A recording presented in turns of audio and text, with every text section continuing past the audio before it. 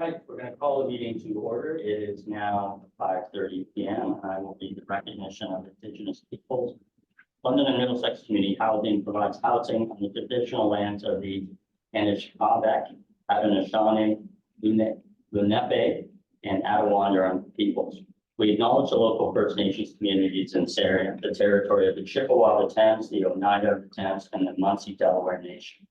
We honor and respect the history, language, and culture of the diverse Indigenous people who call this territory home. Today, the City of London and Middlesex County is home to many First Nations, Métis, and Inuit people. We are grateful to the opportunity to work with this territory. I will move on to completion and acceptance of the agenda. Mover and seconder. Mayor, thank you very much. Mayor Grantham, seconded by Kara. All those in favor? That is passed. Thank you very much. Are there any disclosures of pecuniary interests? There are none, so we will move on to the approval of the previous minutes, which were from December 14, 2023. And I'm going to assume we have had a chance to review them. So is someone prepared to move approval? Moved by Kara, seconded by Mayor Grantham. Any discussion? All those in favor? That matter is also passed. The next matter is a communication from the City of London. Paul, want to let us know something about that, or? What you have in your package is a letter from the city clerk, just acknowledging the correspondence from us advising of the resignation of Director Shelley Chowens. That has been accepted by the city. And the secondary matter in that correspondence is just a matter related to the term of Director Kathleen Savoy, just revising the mandate of that appointment. I think it's an oversight when they're first appointed. So that goes to December 31st, 2026, which, just for clarity, and for all directors, the term does not end until after the AGM of the following year. So it should.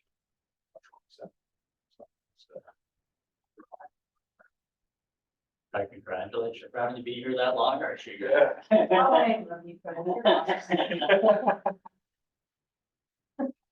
There are no delegations that I'm aware of, no presentations I'm aware of. So there was a request that we do the in-camera items first. So unless somebody objects strongly to that, I'm going to ask for a motion that we move in camera. Moved by Kara, seconded by Kathleen. Thanks, Kathleen. All those in favor? So we are going in camera. Give a moment to turn off the. Is everyone remaining for in camera that is here? Yeah. That's all staff.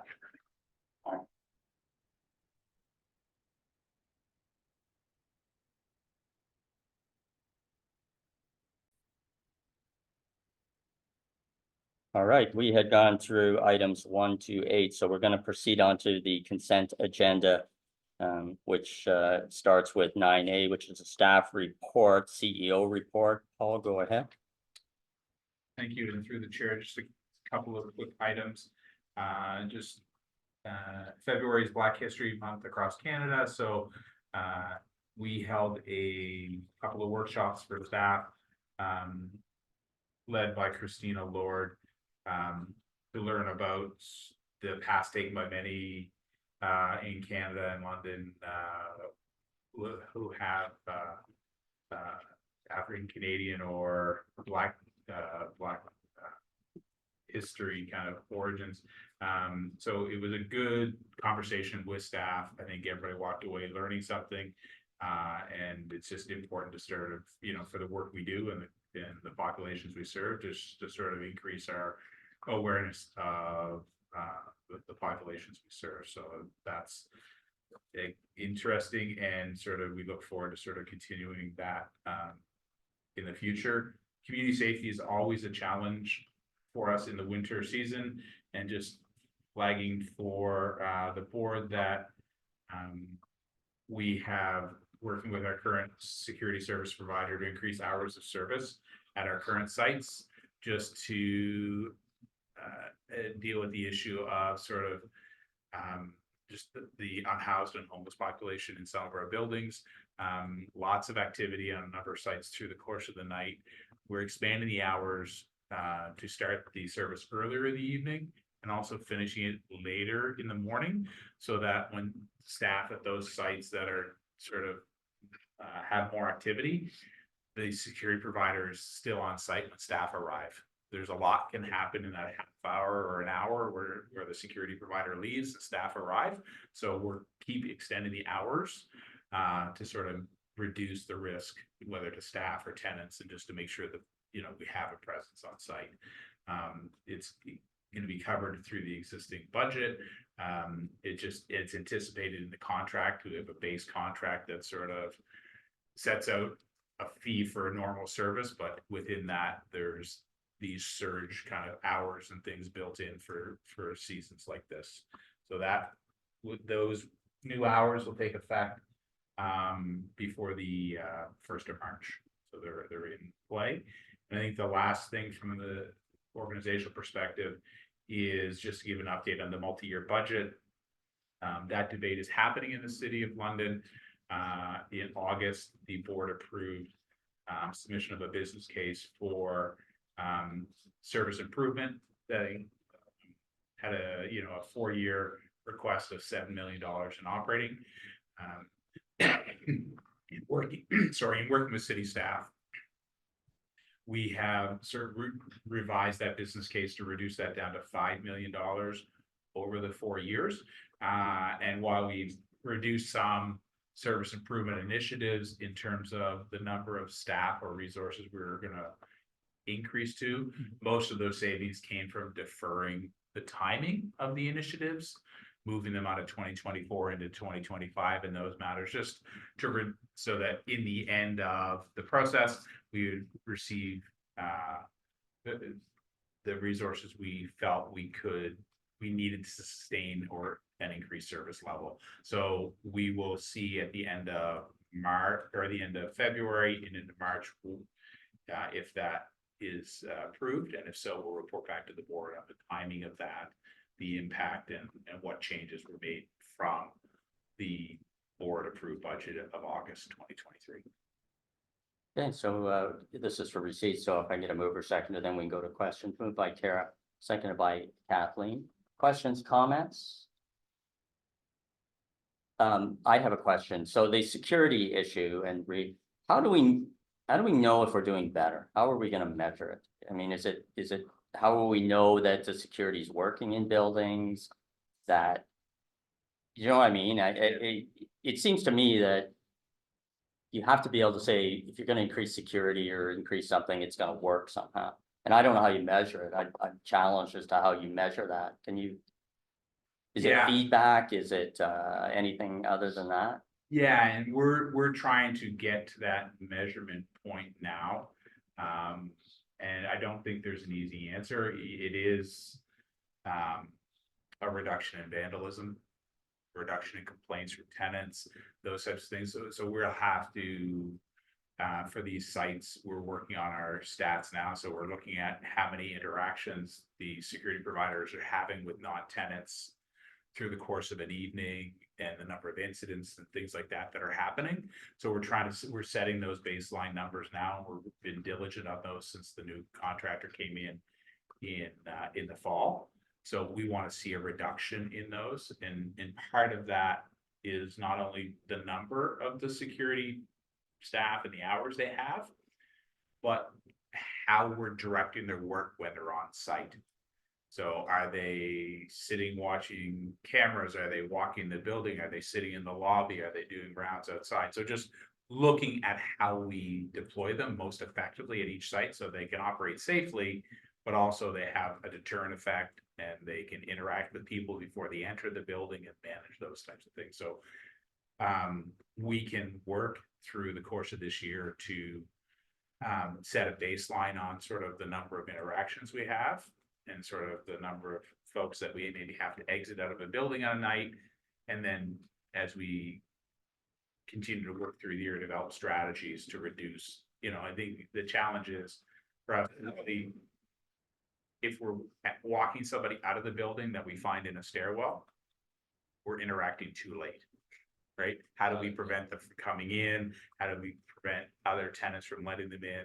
So those are the types of things we have to work on, because I don't think we've done as good of a job as we could have as demonstrating the positive impact of those resources. Yeah, so I really appreciate Yeah. that answer because I think that's important. And again, that comes back to board members. What do we say to people? You know, Yeah. how do we, when people tell us, I don't feel safe in my London Middlesex housing, we have to provide an answer. And I think there should be a real recognition that board members, like we're sort of ambassadors. Yeah. And we need to be able to say positive things about the job we're doing and the job staff's doing. And that would be hugely helpful. You know, my experience was with the London, okay, this is gonna get me in trouble, with the London Police Service. And, you know, I would bring them into a neighborhood and a police officer would show up and say, we're doing the best we can, have a nice day. While stuff's getting stolen off people's porches. So I mean, you have to be able to provide people with something positive to make them feel it's improving. So, you know, there you go. And I think part of the things that we're sort of look at those interactions of the tenants in the building. And are they having positive interactions with the security staff that are in overnight and our own community safety specialists? Because a lot of times that helps you feel safe and that, you know, people feel they get heard and then you can start addressing some of the bigger issues. So we're sort of, we will, you know, we've identified improving community safety as a priority for us. So as part of coming back to the committees, we wanted to develop a community safety program and a community safety plan. So that will be brought before the committee a number of times before it comes to the board, so that the board can shape that and sort of better understand what we are able to do about it. Right, thanks. And then on the budget, I just want to thank staff for being, you know, the flexibility to go back and work with the city to come to a resolution on the issue of budget that made sense. So whoever was involved in that from you on down, that's from my point of view, and I think the boards is very much appreciated that's what happened. John, you have a question?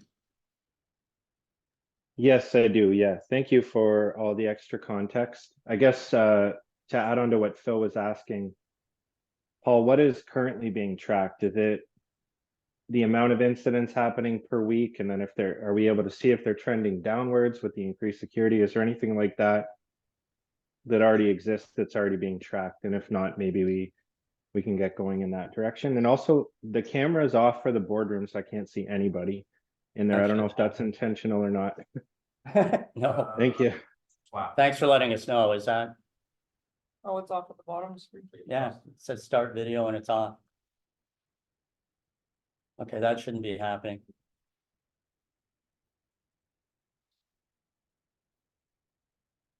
One on block it, Brian, please.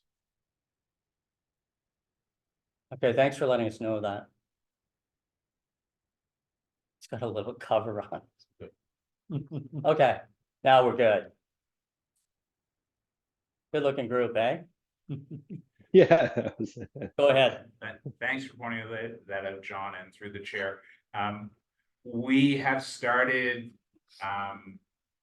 looking at, I guess, the incident type and the nature, so categorizing whether it's vandalism, emergency services on site, trespass, those types of things. And so we're looking at that by site and by time of day. So we're trying to just create that first set. And as I think we've been doing it now for just a few months. So we have an idea of what we're able to collect now with the data, and we're refining that. So we do have that, and what we're focused on is sort of, you know, our highest level issues, which is, you know, assaults and trespass and aggression and those types of things. So I think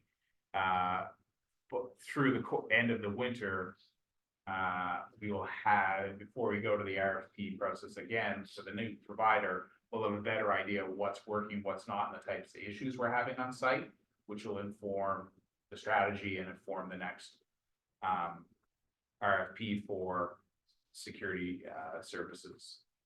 So I'm hoping that answered your question, John. I got distracted a little with the getting the camera turned on. Yeah. Let's have one Yeah. question. Oh, John, are you done? Do you have a follow-up or are you, okay? Yeah, I just want to confirm. So people are keeping track of the incidents, so there is something to draw data from, and we're able to see if there's a progression in the spike in incidents and in success in dealing with them afterwards. What I don't want to do is encourage harassment and have it based on the number of interactions with people. I just want to see that there's an increase in the solution of resolving issues. And John, I think that's a great question, and through the chair, we've been really focused on being proactive and responsive to what we're seeing in those reports. So we're doing it, we're getting daily reports. And we're identifying the high level incidents, and we're identifying those things that we need to follow up from a staff perspective. To engage with a tenant to address something, to engage with an external provider, that it's a maintenance issue that needs to be resolved, so it doesn't happen again. So we're very proactive in that, and that's been underway now. This is probably 3 weeks in. So we started collecting data, we started looking at the data and what that means to us, and now we're reporting that daily, which has follow-up for individual staff, and we're tracking that. So we're trying to get away from not counts of who you contacted, but what are those incidents that matter to us, and are we doing something about the information we received from the overnight security provider? Perfect, thank you. The only thing I ask is maybe in a couple months' time, the board can see a summary of those stats collected, so we get a sense of where we're heading and where we're at. Absolutely. All right, thank you. Thank you. Mayor Grant? Yeah, just, and I may have missed it, I was looking for something else, but the reduction in the business case went down $2 million, right? Yeah. And I missed it, you may say, when did that happen? Was that just recently? That happened after the last board meeting, After the last? or actually the board workshop in January, so that happened through the end of January into early Okay. February. And I gotta ask this, because for the autonomy of the board, did it come back to the board for approval? It did not come back. Okay, and just to say, Chair, I understand, I respect Yeah. having to do it, but in terms of the board autonomy and governance, it probably should have came back for the. It had to happen, I understand that, but I'm just looking out for Yeah. the autonomy of the board and that, some approval from the board. Yeah, I think that's a good point. You know, Understood? yeah, and it's not for you, I Yeah. know it's under, like. The deputy mayor, that stuff Whoever- has to happen. Yeah, just if I can interject, like, that should have been somehow, and maybe they came to you and didn't come to us, but. Yeah. Okay, so I should, that's something I should discuss with whoever. Yeah, and I think that's something I should have raised with you. It was, through this process, a 12-hour turnaround. Yeah, no, get it, I understand. Yeah, I don't think anybody's, I think, Yeah. The mayor of maybe- Strathroy may have called one of his boards and asked him to do the same thing. Yeah. Looking out for the board of. why don't we This just board. make sure that when we do it again, we do it in a slightly different fashion? Yeah. Without any, yeah, I understand what the points of view there. Thank you. Anything further on this matter? All right, we're gonna vote to receive then, all in favor? Thank you very much. Next is the vacancy management update, and that report you'll see in your material. And we're ready. Christine, are you going to, Sure. let's have you go ahead.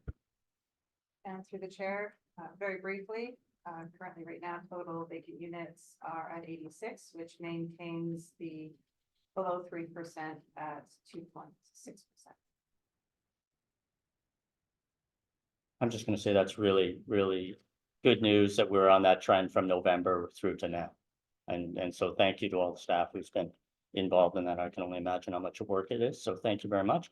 So can we have someone move and second receipt of that? Moved by Kathleen, seconded by Kara. Right. All right, questions, comments? John, go ahead. Yep, thank you, through you, Chair. And again, thanks, I know this is an ongoing heavy item, heavy lifting going on. Again, curious what the strategy is to prioritize, units for restoration to decrease the wait times for move-ins and reduce the wait times for families or individuals on the wait list who maybe don't require the intensive wraparound supports and merely are just looking for that affordable rental. And then two, I'm wondering what's being done to prioritize the units that require less repairs and preparation over those that might take a considerable amount of time to make that suitable to move into. Kristen, go ahead. So prioritization of timeline right now is something that we are working on. Obviously, the units that need less work, you can complete a lot faster, and at a lower cost. We are working away right now at the units that are currently in Resto for 90 days or longer as well. Trying to improve and refine that process to, complete those within the timely manner as well. Okay, so for the units that don't require much time, there's something in place to prioritize them, to get them done, to get people off the wait list. So that we're not spending like the majority of resources on 90+ days restorations. There is something in place for that? Yes, So I think through the chair, I think the process on a vacant unit is to assess what work is required and determine whether that can be done with in-house resources, which is your light turnover that you're saying, where we maybe need to just do a clean, replace a toilet and maybe a quick paint job. Those where we can, they will turn over quickly. And sort of identify those quickly through the process, because you know, the staff on site and the managers are looking for those quick hits. But we have sent some information in terms of the timeline to do a unit restoration. Typically, like 4 to 6 weeks is a quick turn for us for a normal turn, because we have to do pest control, one or more treatments that we have to hire someone to debris the unit, which is move out the personal effects that were left or the garbage. So those things usually take 2 to 3 weeks before we can actually start the work. So a light unit would take another couple of weeks on top of that. And then that gets us to the units that are 60 to 90 or plus. So we do try to identify those units and move them fast, and a balancing act. We have reduced the number of units that are 90 days plus. And our objective is to get those down to a smaller percentage of our total units. And with that, you'll see a reduced days to turn a unit through the course of 2024. So we got to set that target. I think the 3% vacancy rate that we have is a reasonable level to maintain where the organization's at right now and with the clients we serve and our capacity. So now it's just to focus on reduce the number of days. So you'll see that continue slowly but surely through the course of 2024. Okay, thank you. And then are we prioritizing family units over units that require like those intensive supports, you know, like the urgent homeless population? Or is there a way of determining, like, just to not to treat one with, you know, favoritism over the other, but if you've got 5 families and there's 10 units and 5 are individual and they're going to take 5 people from the urgent homeless list, but if you'd spent 30 days on the 5 family units, you could move 5 families off the list. Just wondering if there's any thought being put into that. And sorry, I've asked this like repeatedly since I joined the board, and I've never really gotten the clarification I need to understand what the strategy is. So that's why I continue to ask. And it sounds like you're relying on staff or employees of the organization to identify which units should be prioritized. And I don't know if that's the cleverest strategy. So I would appreciate if some thought can be given to what that is and what that looks like. Because I don't think what we're doing is necessarily working well from what I'm seeing. Yeah, so let me just, okay, so this has come up repeatedly. The member of the board wants it. I think what he's saying is he thinks there's a better way to do this than maybe we're doing, but you're gonna, I mean, if you can say how you're doing it, is that happening? Are family units being prioritized? But I do want to say, that's not something we've ever, as a board, said we want to do. We've never expressed that as a group, so I don't know where that is, nor if we discussed it as a board. So I will say that we're happy to have this conversation. It probably better suited at a committee level so we can actually spend the time on it. And I will say that in 2023, we brought reports to 2 separate meetings on vacancies in great detail. Unfortunately, we did not have the time to have that level of conversation to resolve the issue. So we're happy to do that. I think, you know, one of the things as how we're organized is we address vacancy issues and maintenance issues and things like that in a portfolio basis where we have a team of staff that have a responsibility for units and the management of those 1,000 units approximately. And within that, you have staff assigned to each site. So we look at the vacancies that occur at each site and their resources and whether we use a vendor and don't use a vendor. So the family units are not moving any faster or slower than just because if there's more vacancies there versus a building, 2 miles away that serves adults. Like they're managed separately and they're sort of independently going. So we're not having a conscious decision to prioritize seniors versus adults versus families. Every unit has its own needs.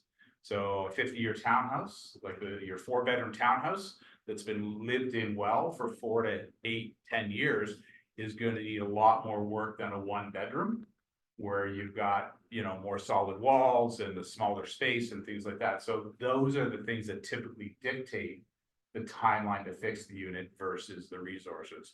And then those ones may need a vendor because you're doing more of everything in a family unit. So we can have that conversation at the next committee meeting. And we can bring back the information and have that conversation. I will say the numbers will look different in 2020 now in 2024 than they did in 2023 because we're in a position where we're working through 60 units in a restoration versus 120. So that may clarify for the board if there's issues of disparity. We can share historically why we have some 90-day units in certain portfolios, because there's some unique situations at certain buildings that, we I think be happy to discuss in detail. Okay, thank you. Yeah, appreciate that. And just one more quick comment. In fairness, yes, I guess we haven't discussed how we strategize or prioritize units at the board level. However, if we're using 75% of our resources to work on units that are 90 days plus, then that only leaves 30% capacity for all the other units. So if there's 200 units that would take 30 days or less, 70% of the resources to do that are tied up in long-term restoration efforts. So what I want to make sure of is that there is some kind of strategy to identify and prioritize and shift resources where it makes the most practical sense.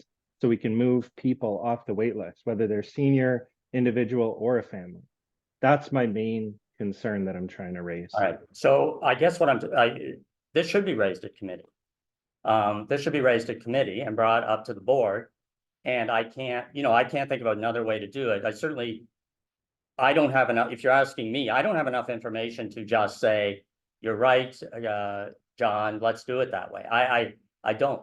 So the best way I would think to take this forward is to deal with it at committee with numbers and then come to the board level and say, here's what we discovered, here's what we know, let's do that. So I think, I don't think there's any reason why that couldn't be on the next agenda of the committee meeting at all. All right, any other questions or comments? Then all those in favor? Thank you very much. So the next one is a verbal update, and I will provide it on a couple of issues. With regard to our new public member of the board, the subcommittee that I chaired had went through the list of candidates. So the first thing I would say is we had a very strong list of candidates, and it was very difficult to narrow that list down to the people we were going to interview. And then we conducted interviews over 2 nights, and we had, again, very good candidates that we interviewed. Quite frankly, any of one of them could have joined the board.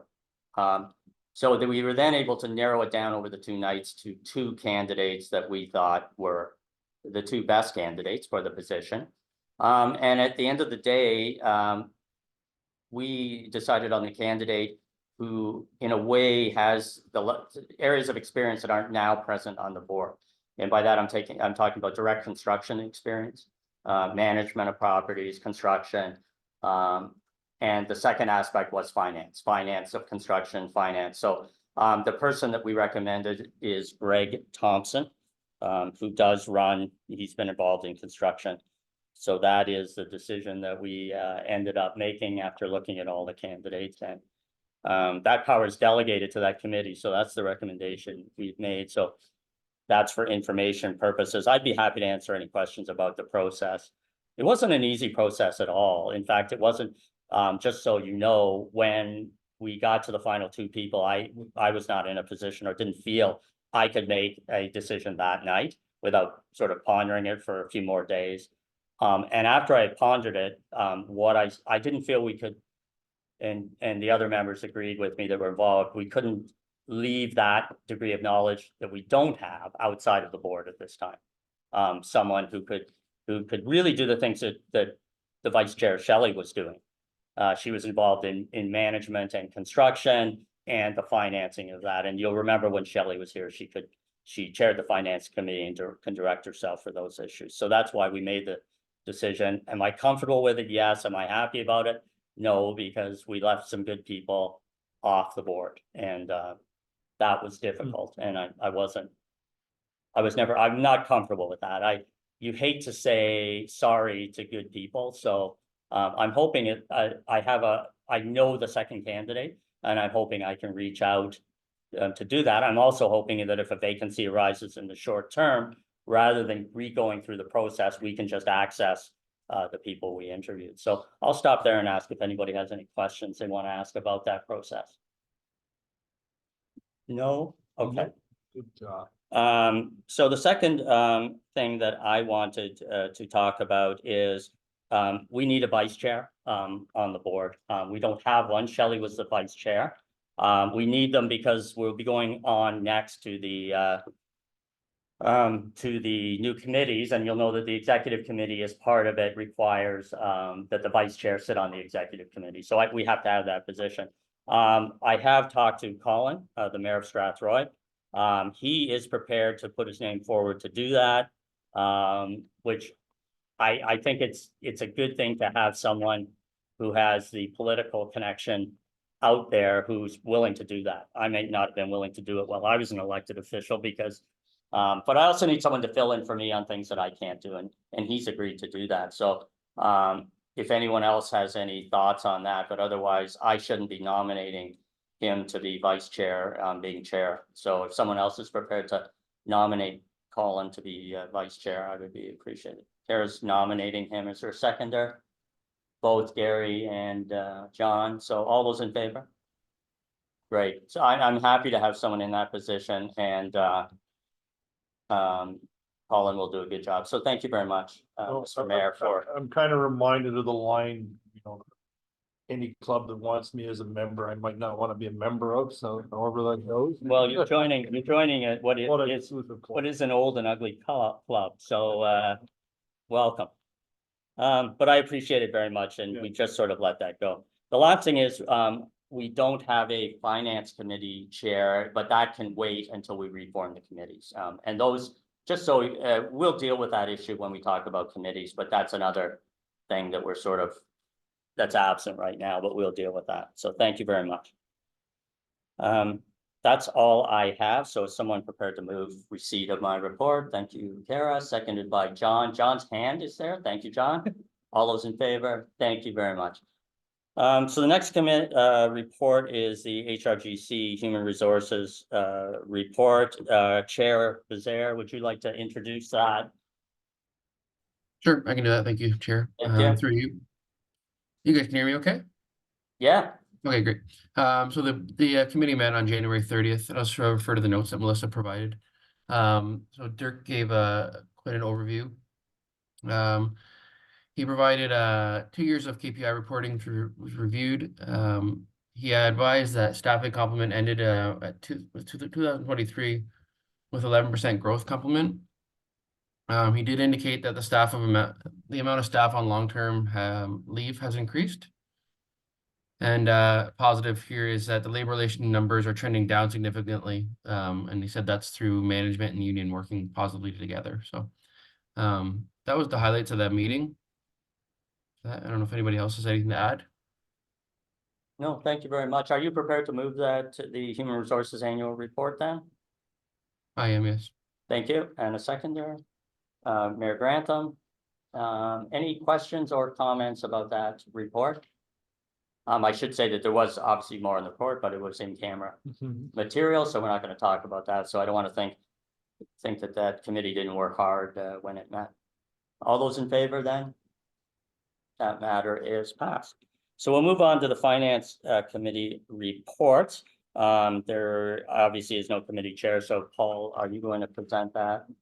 Did you chair the committee meeting? I'm trying to remember who did. Mayor Grantham, do you want to provide an update on that, because you were there and you chaired it? You don't, it doesn't have to be lengthy, just. If you don't have I'm a an very interest, honest guy, and I'll tell you, no, I'm not prepared. Okay, Because so- I was there and I remember, but it was a while ago, and I have read the report, but. Okay, go ahead, Paul, do you want to add anything? If not, I'm just going to get a mover and seconder Yeah. and we'll go to the reports. I will just do a quick introduction Thank you. on the matters and through the chair. Right. We had an update related to finance and corporate services, just talking about key areas, sort of IT, information management, digital transformation, procurement and supply chain, as well as risk management. So just the highlights, I think for this report was that we had BDO come in and do a risk assessment in 2018 and presented that to the board in 2019, which outlined our risk profile and the areas we should focus on. We're reevaluating that based on the work we've done over the past years to sort of address the risks identified. So we'll be undertaking that internally over the next few months, and we'll be going out to get a reassessment of risk by an external party. Some of the things they identified was cyber risk, funding risk, staff safety and tenant safety issues in our community, and a variety of other things. So we want to reassess that. We've done a lot of work and made a lot of progress in those areas, but some of those areas still have work that remains done. And there is a possibility of new risks emerging that aren't identified in this report that we need to sort of quantify by the end of the year. So we'll be reporting back on that, the original report provided for your information. And the remainder of the reports, Trevor, Finance wasn't it? Committee, I think it was. Do you want to skip, do you want to, I'm just going to turn things over then to Trevor to do a quick update on those. Is that okay? Yeah. Yeah, go ahead, please. And when I say quick update, you know, Thank you. Thank you very much. So, yeah, there were a number of reports, most of them just for information. The first was just my monthly report, highlighting some of the progress that has been made on Reimagine Southdale. And we are now forming concrete on site, so it's a big step that's just happened this week. In fact, next update is on general capital projects and some of the things that have been closed and things that are starting. We're making good progress on a number of items. Now the team has kind of returned to full strength, and then the asset management plan that we're working. So all the details are in that first report. yeah, just, I was at that committee meeting, so there weren't a lot of questions because I think the view was that these are very helpful reports in terms of providing updated information, and we appreciated that. So I made the point as I often do, that although there weren't a lot of questions, it doesn't mean the reports weren't extremely valuable to us. So again, I'll express my thank you for that. Are they all receipt, or any of them need approval? Because I just want to separate them out. For information. There are two for approval, but they're not bundled together in that package. They're listed separately in the agenda. So they're on the next page. Yeah.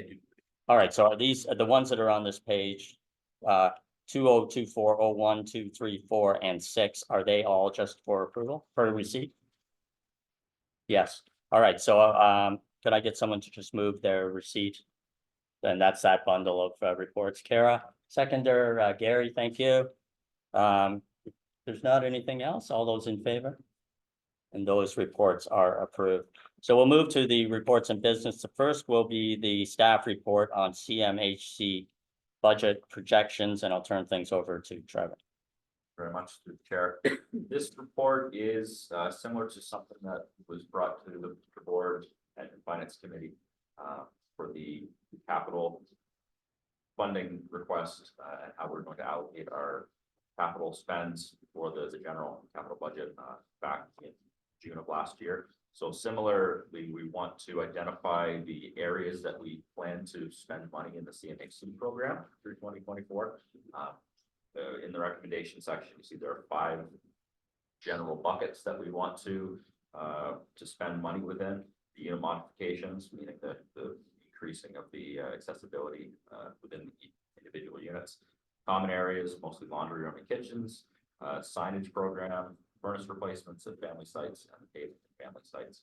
And so the ask for the individual buckets there is highlighted in the recommendation, and the greater detail is provided within the report about each individual bucket, what it'll to accomplish, and the breakdown of spend at each site is highlighted within the tables.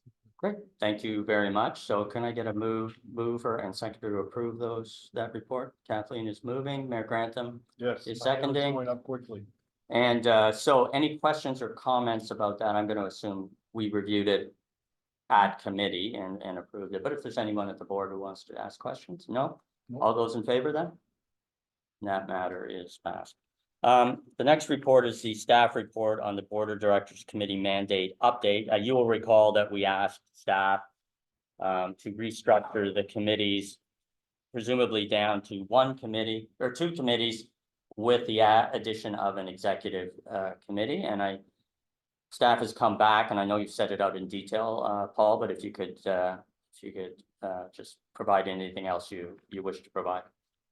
Thank you through the chair. What you have before you is a report recommending that we move away from the current board structure, which had 3 committees, finance and audit, tenant services and human resources and governance, to a 2-committee structure and adding an executive committee. So staff is recommending the creation of people services and housing committee to deal with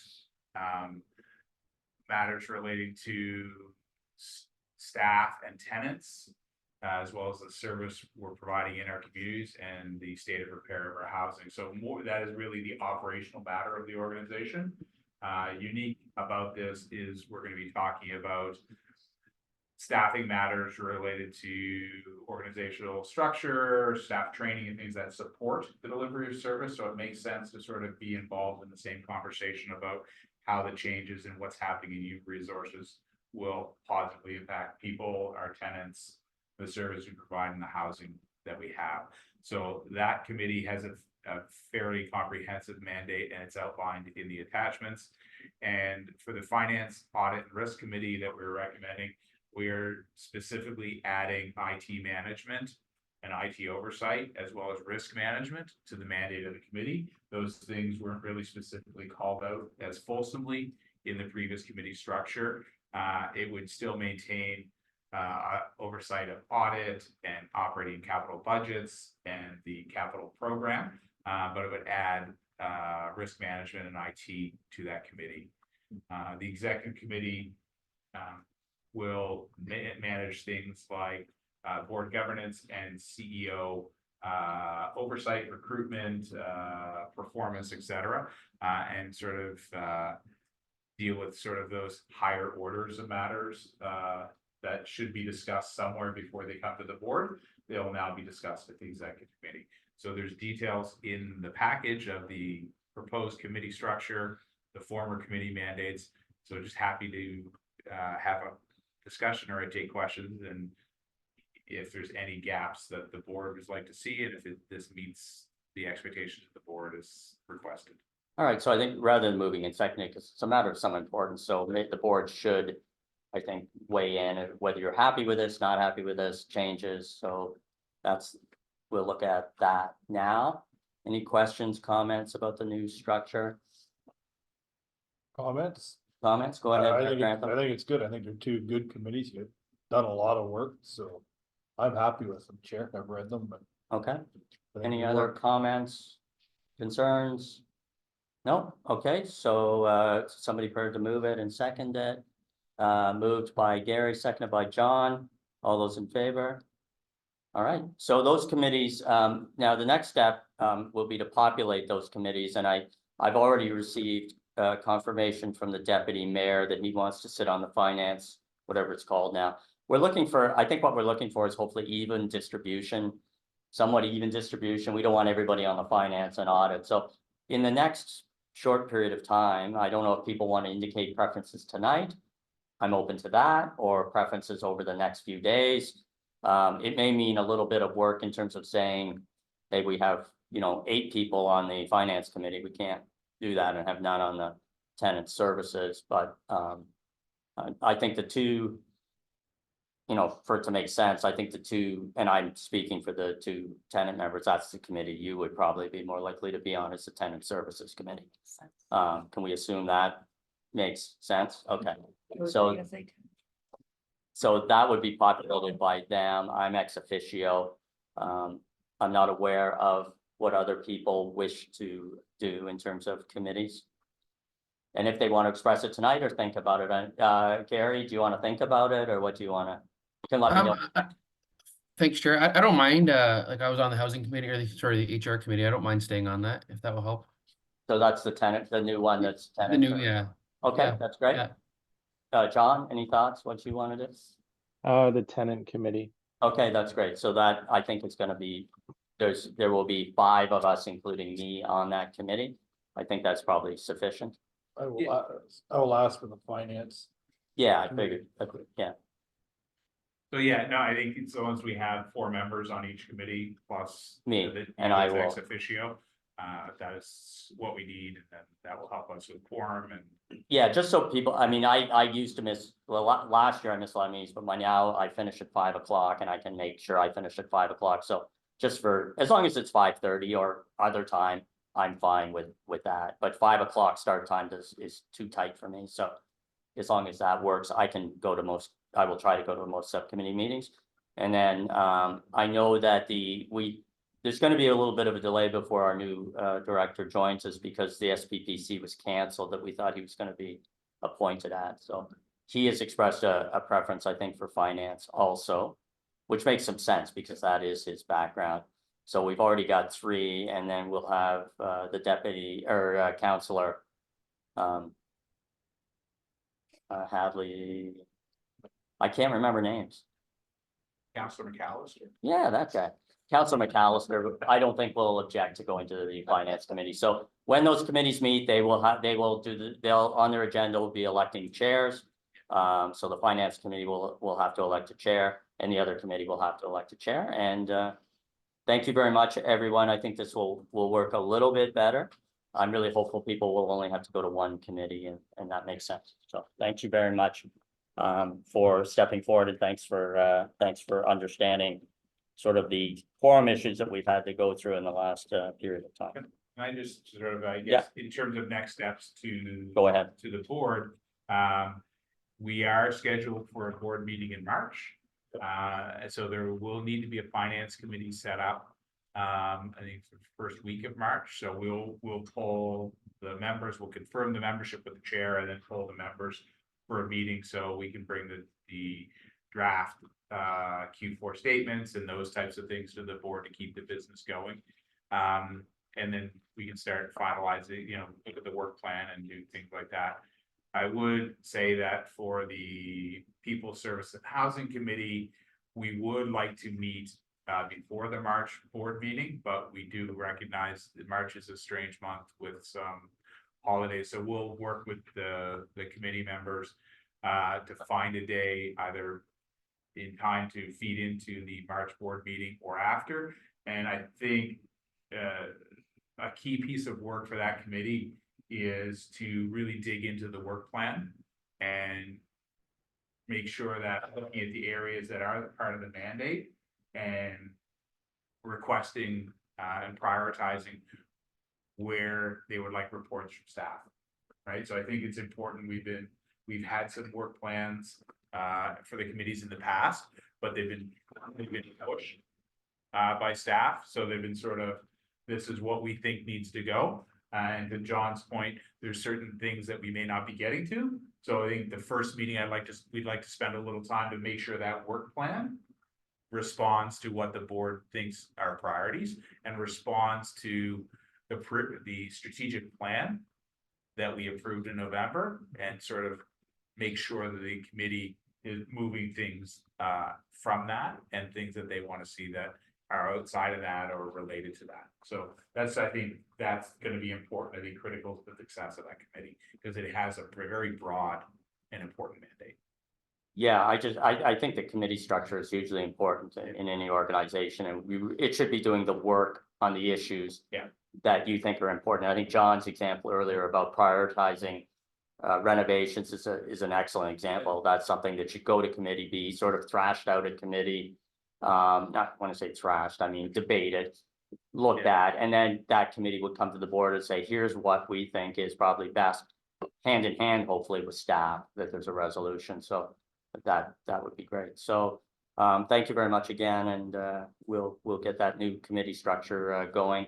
The finance will have, I'll be ex officio, it'll be Mayor Grantham, Deputy Mayor Lewis, and then Councillor McAllister. We should reach out to him, and I suspect he'd be willing to go on that committee, since he was on a similar committee last time. And so that committee will be one person short, just because we've got one director short. So as soon as the new director is appointed, he will go on that committee. And so our committees will be perfectly balanced, which is great. So thank you very much. We've already done the in-camera matters. There's no new business or inquiries. I just want to apologize to our members who are online. Not having our camera on and the sound not working must have been unpleasant. I can understand why you weren't fully engaged. So thank you very much for understanding that. I would have been screaming, but you guys are much better behaved than I am. So thank you very much for that. And I just need a motion for adjournment. Moved by Kara, seconded by John. Thanks very much, everyone. Enjoy Family Day on Monday. I certainly will enjoy it at the Knights game. Maybe I will see Gary there. But hopefully I'll see some people there, and enjoy the long weekend. Thanks, everyone. See ya.